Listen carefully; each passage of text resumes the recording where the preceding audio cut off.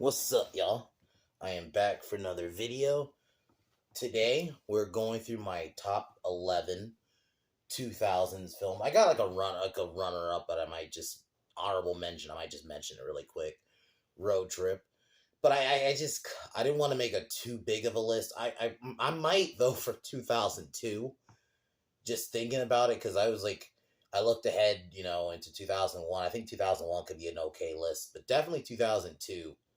I could probably make that like 15 because even 20 because this is the amount of movies that year for Spider-Man, whatever you think of the film Attack of the Clones, Two Towers, Dog Soldiers, Austin Powers 2, fucking Equilibrium. Like, there was a lot that year, so that I could probably make a big one. But this one I kind of wanted, because 2000 was pretty good though. Like, there was a lot of options, and I think one thing I really like is the theme with a lot of these tops, numbers list of the year is the fact that the amount of variety there is. My last one, Scream 3, is a horror, a slasher. And then my number one is a comic book film with the X-Men, but then you also have The Patriot, which is a historical, drama. Fucking Gone in 60 Seconds, which is a fucking heist film. Charlie's Angels, spy comedy. Fucking Romeo Must Die, kind of action. I'll just say straight up kind of like action movie. So you have like just a different variety. Pitch Black, sci-fi horror. So there is just, I love that. I kind of miss when there was that with movies. Not, there wasn't just all the same shit, kind of what you're getting now. So I definitely love that about this. The 2000 in general is a pretty good year. I mean, video games are getting better. Attitude Era was happening with wrestling. Music, you had like basically rock kind of going more like the alternative / new metal was coming up. So like it was just kind of like I would almost say it was like a experimental period was the early 2000s. I think that's one aspect I did like. 90s was that too. I think it kind of did start with the 90s a little bit where it was kind of experimental. I think you had that in the 80s, but definitely in the 90s, but for sure it kind of carried over into the 2000s, at least early 2000s, where it was a lot of just kind of experimenting. Here's this movie, you know? So that's why I definitely had to put together this list. I had to put my number 11. That was originally going to be my number, like, 4, but then and I'll probably go more into, fuck it, we can get started. I already mentioned, I'll in towards the end of the video. I've now kind of basically have a finalized plan of what I got going on this week, but I'll save that for the end of the video. I kind of want to just get to the list already. I don't want to, like, at least for these list videos, go on too long about it, because I could save this last part for the end. So anyway, let's get into it.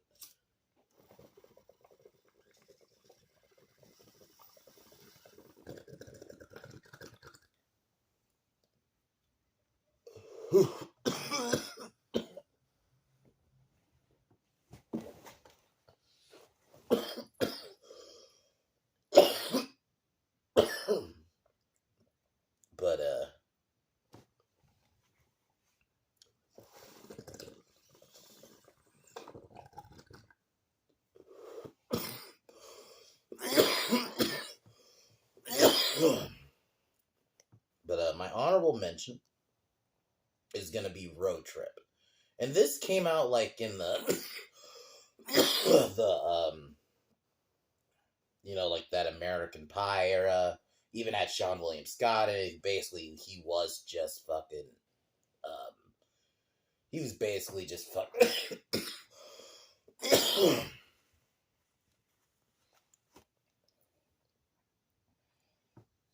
Yeah, he was basically just fucking his American Pie character.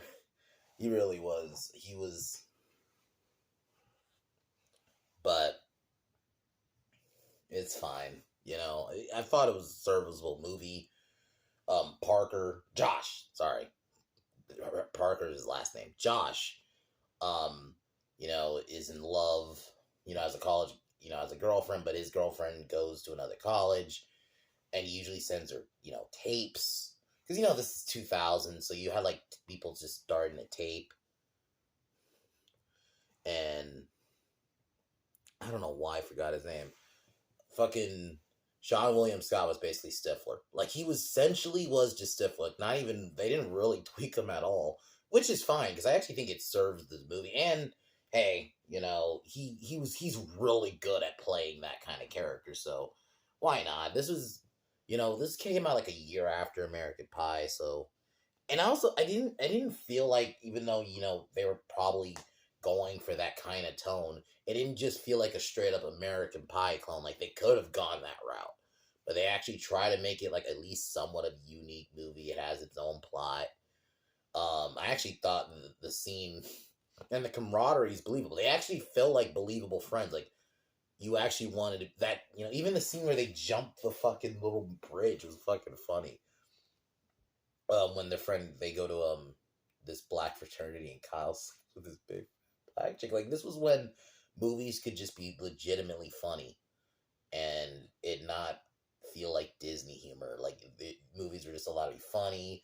You were actually allowed to you were actually allowed to kind of make fun of shit and poke fun, and it not just be PC.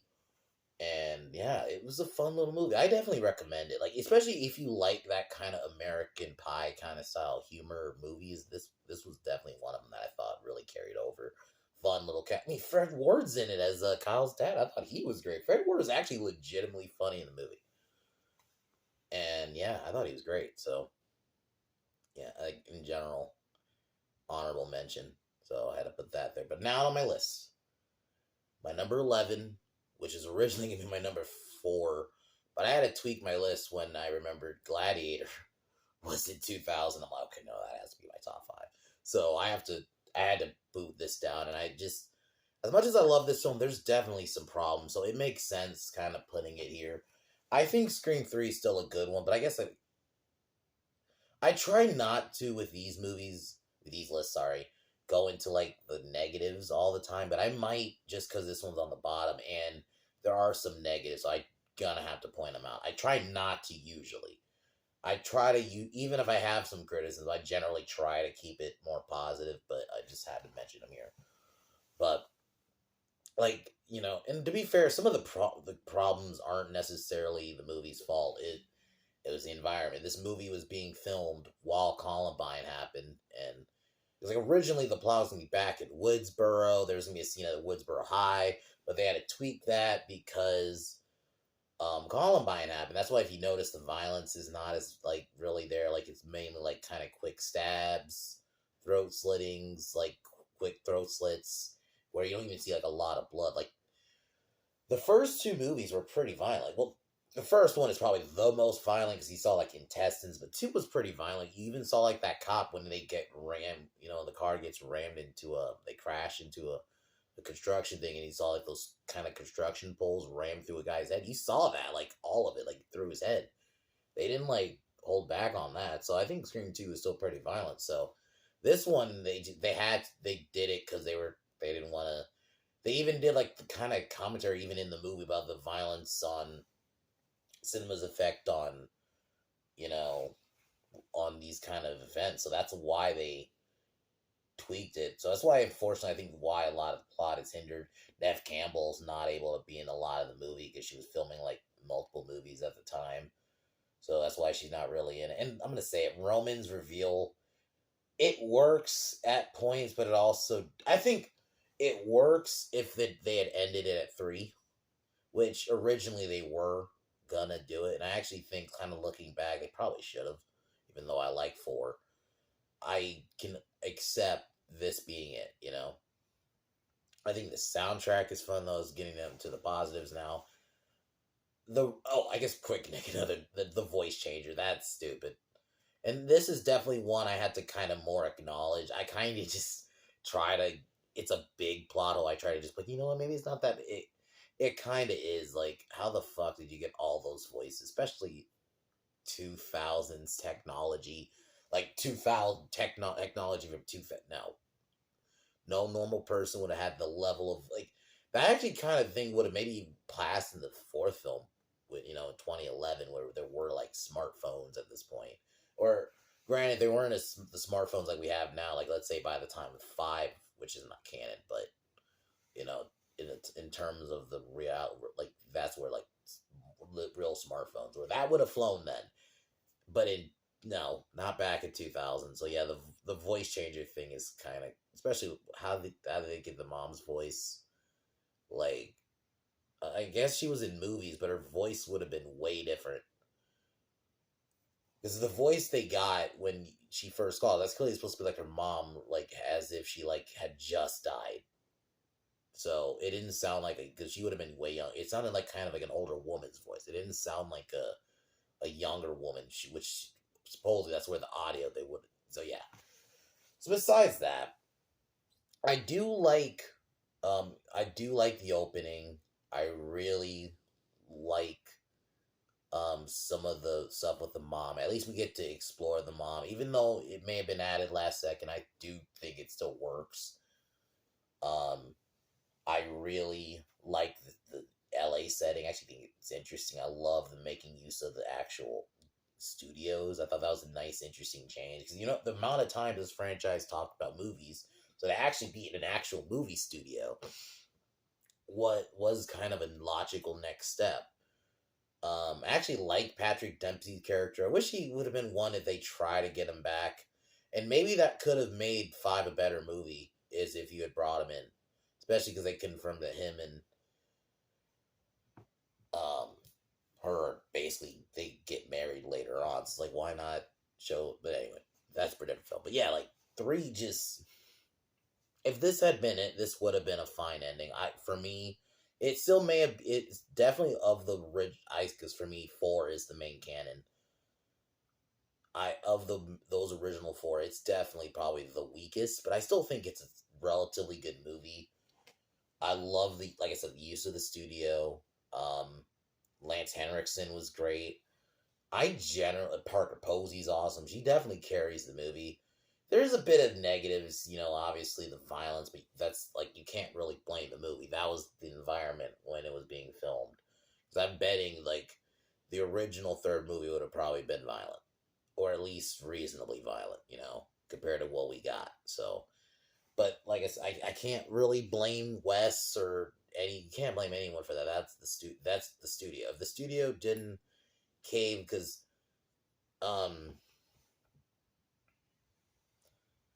I think, yeah, Columbine happened, but fucking...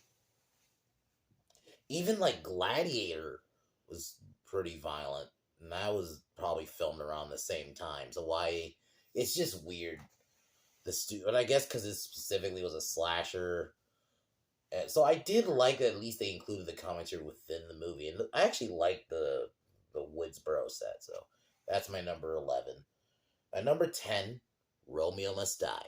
I fucking love this movie. This is one of Jet Li's best. This is basically Jet Li. Jet Li's gonna be in probably a lot of my fucking bests of at least specifically this decade, like the early 2000s. Because like the next year he's gonna have the One, but in this, like, I love this take on kind of like the Romeo and Juliet story. Plays an ex-cop who basically gets framed for murder. And because there's two rival gangs. You have an Asian gang and a black gang. Delroy Lindo's in it. Leah's in it as the daughter. And he falls in love with her. And basically they team up to expose the conspiracy. DMX is in it. And it's just the way they do fuse, like, kind of like, because it is also a martial arts movie. Like, there's points where there's a lot of martial arts, but then it's also, like, kind of like it can be, a gang movie. Like, it's a nice blend. I think that's the other thing. It's like a blend. That's why I was saying, like, I was kind of, before recording this, I was thinking in my head, like, this era was, like, very experimental. Like, there's a lot, that's why I kind of miss when you had movies like this. It's like a blend of different genres, all in one. But yeah, that final fight, is so good. It's so fucking good. That final fight between him and the guy who turns out who actually killed his father. No, his father. That scene too was pretty. But before that, but that there was that Mortal Kombat expert. He kicked the dude's head in, and you see the yeah. That movie's great. I had to put that on the list. So as my number 10. Um,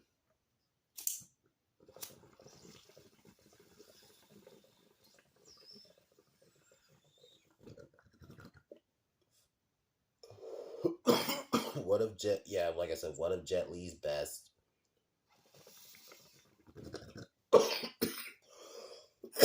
Lee is great as like the love interest. Yeah, it's a genuinely well made movie. I'm happy I reviewed it a couple years ago. Yeah, Jet Li was just on his way up of his time period, so I had to put that on the list. My number 9 is Charlie's Angels.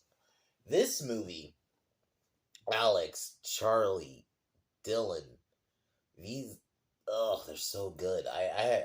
This was my childhood. I didn't know it was based off of the '70s show at the time when I watched it. This was just these women were all in their prime coming together. Yeah, Bill Murray as Bosley. It was fucking fun. Even Angel, the villain, was pretty fun. Like Matt LeBlanc, Joey's in it. Fucking Luke Wilson's in it. Like, just this was just a genuinely funny movie. You had the women were all different. Obviously, this was a solid interpretation of the original Charlie's Angels because they were attractive women. So of course they're gonna use their feminine wows. And it was just they were genuinely funny movies. I thought that all three of them were genuinely funny in their own way. You know, fucking Lucy Liu, Alex, she has more of like the, kind of, I guess you can kind of say dumb. Even this, I don't know, I'm trying to remember if it was this movie or from the second one, which is also really good. But where she's the teacher, she has like this dominatrix kind of feel like it's just a genuinely funny movie. I'm definitely gonna probably at some point review those, like review that one and Full Throttle at some point because these were genuinely great. And I remember watching it at this time on. I'd watched this probably a year after it came out. This would have been probably like 2001 because it would have been on VHS at this point or DVD. DVD had just kind of started getting big. So, but yeah, I definitely really love this movie. So, I had to put it on this list. My number 8, Pitch Black. Riddick, one of Vin Diesel's best. It has been a minute since I have watched this movie, but one thing I really loved about this one is like it was different. It had that like, obviously Alien, but I also think that little bit of games like Doom because you're fighting like one man's kind of fighting a bunch of these creatures. Also the name Pitch Black because there's a lot of dark. It's fucking great. Yeah, you got Chronicles of Riddick, which I didn't hate. I know that a lot of people hate that movie. It's because they went more big, Hollywood action. And Riddick, they try to kind of bring it back a little bit. I'll admit, I don't really remember that. I saw it, but I don't really remember. So maybe I'll probably at some point review those movies soon. And even though it's really only Pitch Black, I say is probably the only one that's really horror. The rest are kind of more just Riddick. Chronicles of Riddick is straight up just like a big blockbuster action. Like that's what I would call it. Riddick, from what I remember, there are little horror-ish elements, but I even still say it's more kind of just sci-fi action. But maybe soon I'll try to review this since because I do want to watch Pitch Black again, so it gives me an excuse to watch that one again. Vin Diesel was just so good in that movie. The fucking effects were great. The creature effects were great. And one of my favorite things, isolation. People by themselves on this planet. Yeah, so that's my number 8. My number 7, Gone in 60 Seconds. This is one of Nicolas Cage's best movies as Randall Raines. He basically has to save his brother from getting killed because he owes some money, so he has to steal 50 cars because he fucks up a job. And yeah, it's an overall very awesome movie. One of my favorite heist movies. The scenes where they're just stealing the amount of cars, the cast, big cast, putting the team together. Is where we get the let's ride. It's one of my favorite moments in that film. It's just a genuinely awesome movie. Nick Cage at his best. Hold on.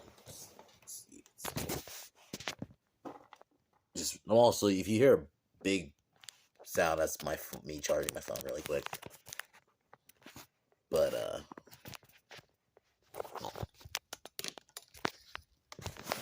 sorry about that. My fucking charger wasn't cooperating for a second, but anyway. So yeah, Gone in 60 Seconds is just such a good movie. Fun sequences. Angelina Jolie's fun in it. The villain was pretty fun. Delroy Lindo's in it as the cop. He was in a lot of movies. He's also gonna be in a movie next year, The One, that's gonna be in my list. So it's crazy. Like it was just a fun movie. And I know I'm saying that a lot, but that's really all I could really say. I try not to go too into the plot because one, I've already reviewed it. But yeah, just he has to try to get, basically save his brother by stealing 50 cars overnight, and also has to stop Delroy Lindo from getting him. So simply put, that's the movie. So very much recommend. One of Nick Cage's best, especially if you like cars, just in general. The different cars you see in this movie, And yeah, I love just heist movies like this when they're very well done. Especially because you just don't get a lot of them, really. I don't really, not even Mission Impossible. Mission Impossible's gotten more like the bigger scale. So yeah, you don't really have a lot of heist films. Like, the closest is trying to think. I guess Operation Fortune did have a heist kind of point to it, so I guess that one maybe. It's probably the only one I can think of relatively recent, and even then, it's not fully a heist movie. There's like a heist part in it, but anyway. But yeah, overall, Gone in 60 Seconds is great. And I even love the name, so that's my number 7. My number 6, Shanghai Noon. One of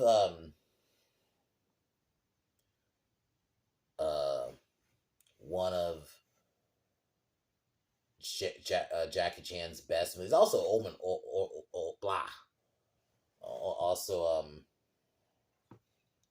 Owen Wilson's one of his best movies. Like, this came out obviously post like Rush Hour, but I still think it's a really fun movie. I love the period piece. Sean and fucking Roy Bannon coming together is kind of funny. You have that, like, obviously that moment when they get to know each other, and they, obviously they kind of start off as enemies, but then they eventually are forced to work together to get to Carson City because Sean has to save Lucy Liu, who's a princess. It's just a funny movie in general. I think the chemistry between Owen Wilson and Jackie Chan's there. It doesn't just feel like, okay, let's just copy Carter and Lee from Rush Hour. Like, it's the same thing here. Like, I don't feel like Jackie Chan is I'm just gonna be Lee, but in an 1800s movie. Like, no, he feels like a different character. So overall, I fucking love it. I love I actually love the second one too, Shanghai Nights. But I overall love the first one the best. Fucking Walton Goggins, one of my favorite kind of character actors, is in it. So yeah, definitely recommend it. Especially if you just like Jackie Chan and just the stunts are fun. The fucking, but for me, I think one of the reasons I love buddy kind of films, even if they're not cops. Like, they can just be kind of like that buddy, like two people coming together to do a mission. So I fucking love it. So that's my number 6, getting to top 5 territory now.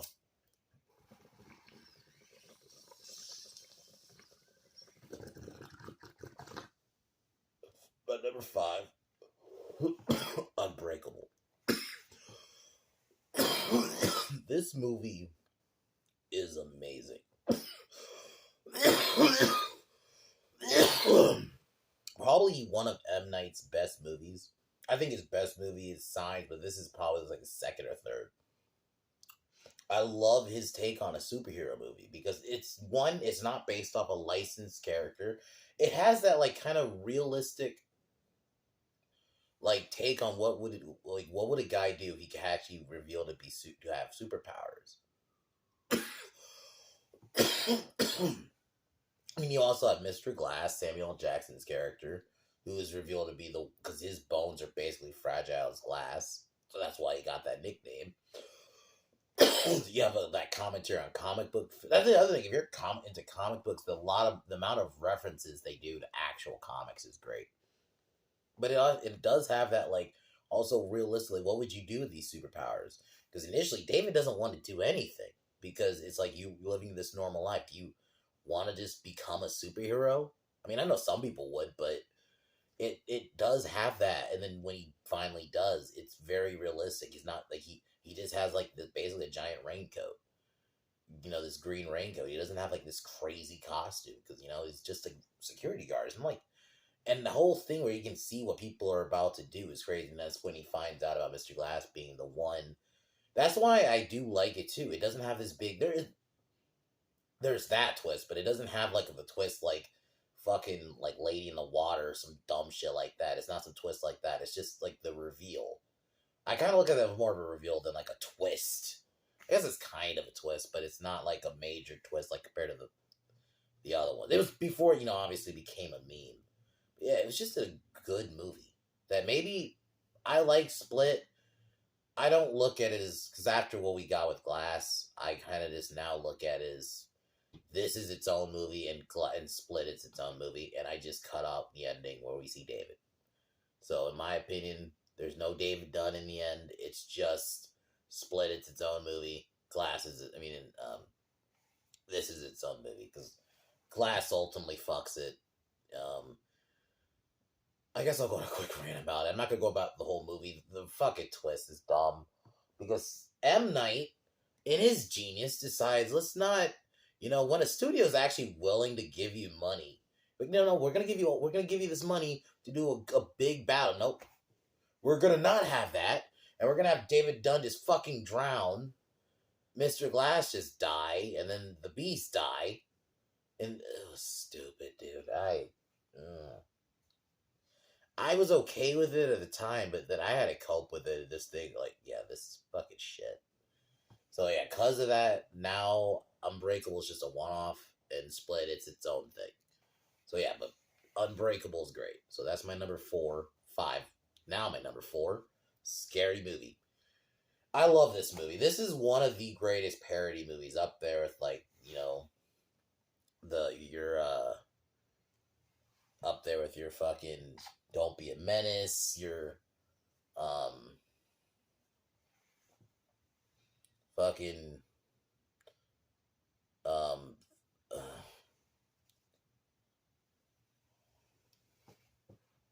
Naked Gun. I don't know why I couldn't think of the fucking name. Naked Gun movies. Like, it's up there with those. Like, I would say this was such a great parody of at least horror movies at that time. Because I would not say it's like a parody of, and it's ironic because this is what Scream originally was going to be called. It was going to be called the Scary Movie. But, like, it's not, because also it's not just a parody of Scream. You have I Know What You Did Last Summer. They even bring in Usual Suspects, at least the way it ends with Doofy. It's fucking great. The way it blends all these but it was also still, it had its own plot. This is before, like, you got movies like Epic movie, Date movie, which I didn't hate. I don't know if it will age well, but I didn't hate it at the time. Meet the Spartans was probably the only one of that, like, era where it was like, okay. But, like, yeah, disaster movie. Like, it was before we got all those where it just became reference. And even some of the later scary movies, like, even 4 a little bit suffered that. So I do love 3. I know a lot of people don't like it because that's, like, the one where the Wayans aren't.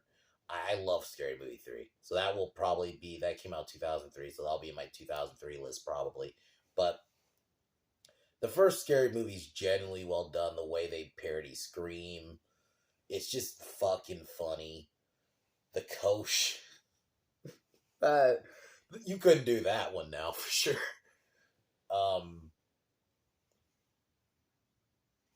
Fucking the Wayans, though, are great. Or Sean and Marlon are both great.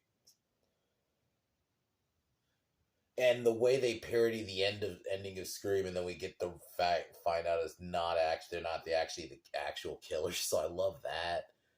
The Matrix scene, Doofy being revealed to be the one who actually did. And like I said, there's a little bit I Know What You Did Last Summer, because they have that scene they parody like the car accident.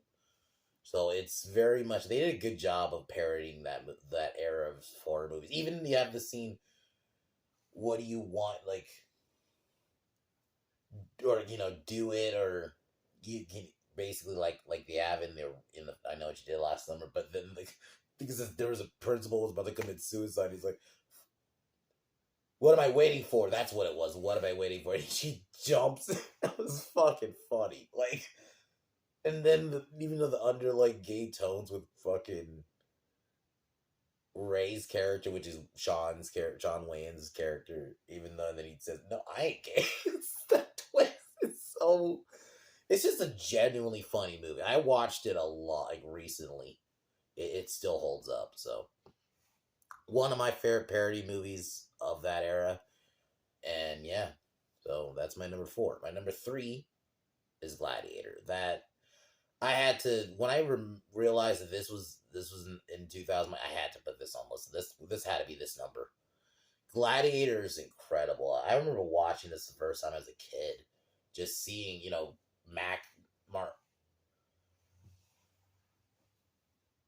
Maximus Aurelius just in that fucking in the Colosseum with the fucking helmet. It just and then not Heath Ledger, fucking hell. Joaquin Phoenix as Commodus is fucking incredible. He that is my favorite Joaquin Phoenix performance. I love him in Joker, but him as Commodus is one of the most hateable because they know when you get that twist, he's his brother and he turns on him, kills their father, turns on him, basically kills his family. That scene is sad. That is one of them that when he killed his family. I'm happy I reviewed that movie last year. It is such a good watch. The cast is great. I mean, Connie Nielsen, Jiminu Haas. You might know, you've seen him in he's in Constantine. He's in Guardians. That dude, the Who guy. He's good in this movie, but the Colosseum fight, the gladiator scenes in general are fucking awesome. That final fight is great when he finally kills Commodus, but they both basically die. It's great. And the fact they're doing a number 2 is fucking retarded. I'm probably not going to see it. There's no... Even though I heard rumors that Denzel might be in it, that might be the only thing that might make me check it out. But even then, I don't even know if I have principle I should see it, because there's no need for a sequel. I don't care to see what happens with his... This movie was about Maximus. He's why we watched the movie, and Commodus was the villain. And that arc ended. I don't need more. So, it's a one-off film in my head. So yeah, I fucking love this movie. Tragic ending. Kind of very tragic, but there's a lot of badass. That opening action battle scene is fucking awesome. So, it's just fucking great. Russell Crowe, it's probably his best performance in the movie. It may not be my favorite. I'd probably say, I know it's unpopular today, I really liked him as Jor-El. So that's up there for me. Even in Pope's Exorcist, I really liked him in that, but this is up there. This has to be his best, though, if I'm being objective. He is so good in this. That scene when he sees his family die, man. His son get killed, and yeah, it is sad. That is, yeah. But yeah, that's my number 3. Number 2 is The Patriot. This is one of Mel Gibson's best. Tavington, Jason Isaacs as Tavington is, oh man. This is another one of those, it is a tragedy, but it is a great history movie, fucking Revolutionary War movie, period movie, the violence. But when Tavington burns the the city down. Not the city, burns the church down with people in it. Yeah, I fucking love it. So I had to put this up in my number two. the the the action scenes are like this is like very gritty. It's a gritty look, and I kind of understand why. You notice there's not really a lot of like straight up Revolutionary War movies. Yeah, there's like kind of slavery movies that are around that time. They'll do kind of everything around the Revolutionary War, but not a straight up movie. I understand why. This one just kind of is the definitive one. So it's almost like, do we even try? The way they did the battles, the characters. Yeah, I don't think there's there's no need. I had fun reviewing this one on 4th of July. This is a very 4th of July. Heath Ledger's death, man. It's tragic too. So yeah. Yeah. So that's my number two. Number one is the first X-Men. I mean, before I get into it.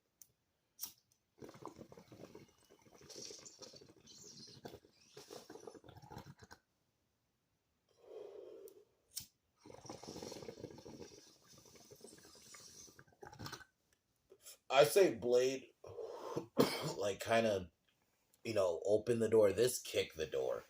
Because X-Men is like a lot of people the first Blade, I almost say wasn't really marketed like a comic book movie. It was more like Wesley Snipes just killing vampires. This was everyone knows X-Men, that's from the comics, and man, did they adapt it right. Ian McKellen is fucking Magneto. Is to this day, that's one of my favorite villain castings.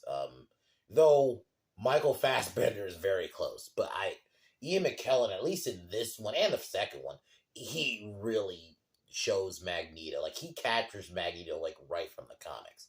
Rebecca Romijn's a great Mystique. It was a solid modern at the time take on the X-Men. The only thing that's dated is their costumes. I'm just gonna be honest. I didn't mind them, but if we're being honest, they're kind of dated. Especially if you just compare it to, obviously what we get a couple years later with the Raimi Spider-Man films, and you just look at that Spider-Man suit, and then it's like, how timeless is that? And then you look at the X-Men suits, I'm like, yeah, these aren't really that timeless. But aside from that, the movies themselves are. This first X-Men movie is a solid, like, just, X-Men versus Brotherhood of Mutants, Magneto, Toad, Sabretooth. Tyler Mane, I thought was a really good Sabretooth. I do think Liev Schreiber did a way better job, and that's because he did get dialogue. And I think that's the one thing I do wish they should not have killed him in this movie. So that's always been the one gripe. I'm gonna eventually review these movies at some point because I did have fun reviewing the Raimi Spider-Man films. So maybe I'll review those at some point, or at least like the first three anyway, and then I'll eventually do the others. But like, that's always been one negative. They should never have killed off Sabretooth. Like especially because the second one goes into like Wolverine, so it's kind of weird to kill him and to never, especially how much you're going into Logan's past. Sabretooth's such a big part of that, so that's my only negative. But I really did like Tyler Mane as Sabretooth. He had that physicality down. The scene is centered to Kelly and the twist where, in the end where it's Mystique. I think they got Mystique down. I like the final fight. The team in general is great. Marsden, yes. He was a good Cyclops. I just think some of the films didn't really let him show it. I did think in this one he got to show it a lot. And then Wolverine with the middle finger was funny. Like, I think like the team dynamic, they generally had them down. Like, I thought I know some people don't like Halle Berry as Storm. I thought in this one she was pretty good. Like, they really in general had the X-Men down. So, the scene where Magneto fucking the police and everybody has guns on him, and he like just takes all the guns and just they're all floating and they're that is incredible. And the effects at the time still hold up. I think just that whole movie, that first X-Men is just so good. So I had to put it on my list. This one was such a game changer, and that probably made it like, okay, Sony's like, okay, we're gonna do it. We're gonna do Spider Man. So I bet you that's definitely the thing that pushed them definitely to do it was this one, the success of this movie.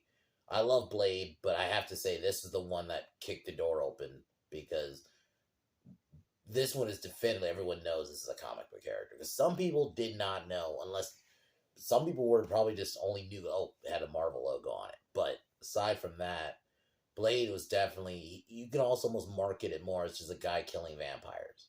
That's it. You didn't have to have necessarily have to lean into the comics. Like it wasn't like he fought like a major super villain. I mean, he was fought another vampire, but that's it. Like, because if they really wanted to be accurate, it would have been like Morbius. Morbius would have been like the villain or someone like that. And like that, it was like you notice like the Blade sequels, especially more. I meant when I mean sequels, I mean more the second movie. They definitely went more like kind of comic book, especially the final fight in that one. And that was because of this movie. This movie made it kind of cool because unfortunately, Batman and Robin really kind of hurt superhero films for a while. That's probably why Blade 1 they probably didn't market because that was like a year later. They're like, okay, we cannot market this like comic book movie because Batman and Robin kind of really hurt it. It hurt DC specifically, but in general, it kind of did. That's why this movie, when it happened, I'm like, okay, we can actually make a good comic book movie, and that's when Spider-Man. So this one really kicked the door open. The final fight is awesome. Like the theme is, I actually think the X-Men theme is very underrated. Like I think that's one that doesn't really get talked about in terms of awesome comic book themes. So yeah, I love the first X-Men. I remember seeing this as a kid.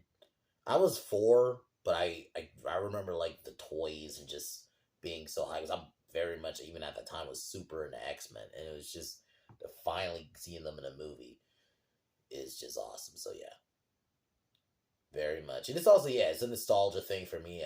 This is like one of the very early movies, theatrical movies that I remember seeing. I may have seen other ones, but I was probably like a baby, so like I may have been at like let's say you know, Phantom Menace, but I was like 3, so I'm not gonna really remember. So but I do remember this. I remember at least this era. I watched this one on repeat a lot too, like the VHS. Yeah. So anyway, 2000 was a fun year to do. I can't wait to do 2001 and kind of go through the early 2000s. But yeah, 2002 is gonna be a big one. But yeah, 2001 is gonna be fun. I can't wait to do that one. You know, Mummy Returns, fucking. The first Fast and the Furious I might put on there because I actually did think that was a good movie at the time. Obviously, probably not going to put Jurassic Park 3 on there, but even like I think Mr. Deeds was 2001. I actually like that movie too. So, American Pie 2. So yeah, there's a couple. So How High? That was another one. So there's going to be a couple. There's probably going to be a lot of comedies. I think 2001 had a lot of good comedies. I think Jay and Silent Bob Strike Back was 2001. So yeah, this one might be kind of more comedy oriented. Well, there is also going to be the Grinch, the Jim Carrey ones. I really love that movie. I really had fun watching that one I think it was last Christmas. So anyway, guys, cheers, and I'll talk to y'all tomorrow for Spectre.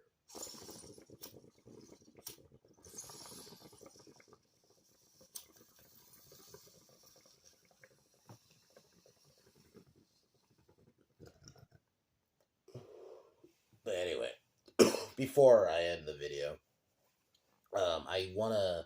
So my plan is I'm gonna do Spectre tomorrow, Wednesday. I'm not gonna do a review. I'm gonna because I've been noticing this like lack of kind of appreciation for Superman.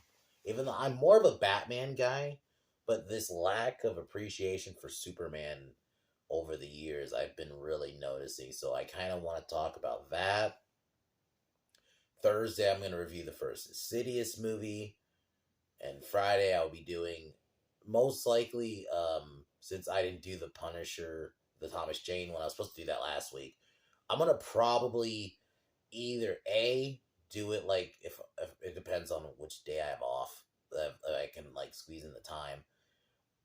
I can probably, if I have Friday off, I might just do both of them back to back. So I'll probably just, or I'll do one like early in the morning or early afternoon or something, or evening, depending on, and then late evening I'll do Punisher Warzone. So I'll do that, and then this weekend I'll maybe try to find a cringe article from Screen Rant, or maybe I'll even find like a news source like IGN or CBR, because there's a lot of garbage here, fucking shitty site that put out these shitty articles. So I might explore. So we'll do that because I don't have, at least this week and probably next week, I don't have anything to review because in terms of that is new, because this week is what, The Nun 2, and I didn't even see the first one. I know how it ends, but it's,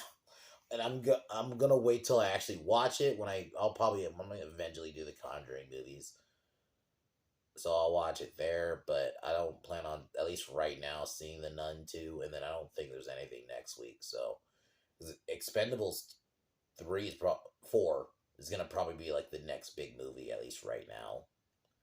I might go see Equalizer again, but that's probably gonna be it, and that's a movie I've already seen. So in terms of like brand new, at least for the next 2 weeks, nothing, unless something captures my eye. But anyway, so aside from that, cheers one more time, and I'll talk to y'all later.